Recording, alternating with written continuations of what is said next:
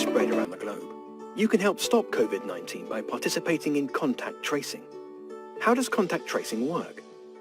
Contact tracing is a system that has been used for decades to stop infectious diseases. A contact is anyone who has had direct physical contact or was within 1 meter for at least 15 minutes with an infected person, even if that person does not have symptoms. This applies to anyone who has had contact from 2 days before a person gets sick until 14 days afterwards, or from the 14 days when an asymptomatic case tested positive. Once you are confirmed as a contact, you will be asked to go into quarantine, which means to separate yourself from others and to monitor your health for any signs of illness.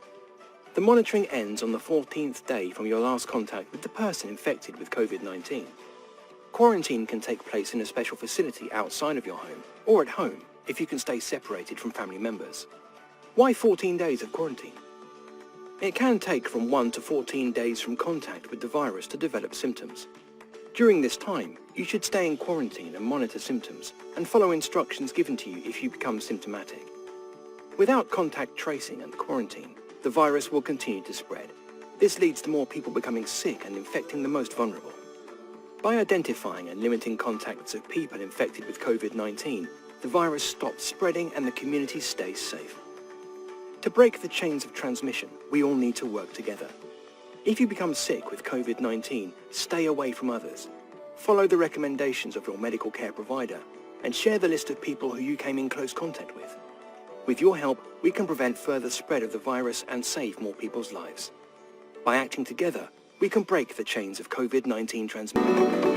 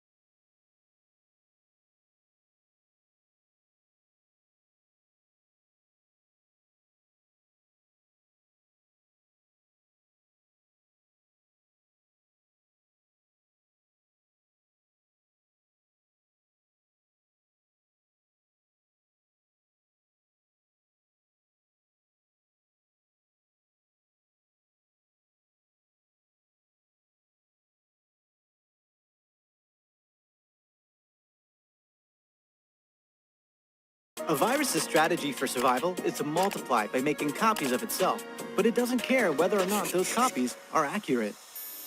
These changes are known as mutations. Here's how they happen.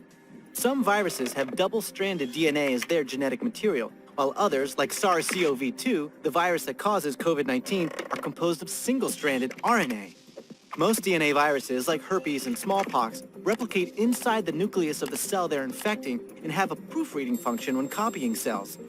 RNA viruses replicate in the outer regions of the cell and do not have the proofreading function, making mistakes more common. Once the RNA virus makes contact with a host, it starts to make new copies of itself. But when it does this, it can make mistakes in the copying process that slightly